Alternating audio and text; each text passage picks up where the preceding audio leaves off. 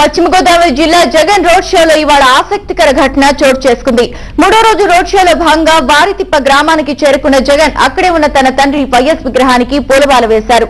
అదే సమయంలో కొంతమంది స్థానికులు జగన్ కు పూలమాల ఇచ్చి ఎన్టీఆర్ విగ్రహానికి వేయాలని కోరారు. అయితే జగన్ మాత్రం పక్కనే ఉన్న ఓ కార్యకర్తతో ఎన్టీఆర్ విగ్రహానికి ఆ పూలమాల వేయించారు.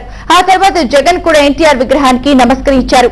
ఎప్పుడు ఎన్టీఆర్ విగ్రహాలు కనిపిస్తే తలపక్కకు తిప్పుకు వెళ్లే జగన్ అందుకు భిన్నంగా ఇవాళ కార్యకర్తతో పూలమాల వేయించి నమస్కరించడం ఆ పార్టీలో చర్చనీయాంశమైంది.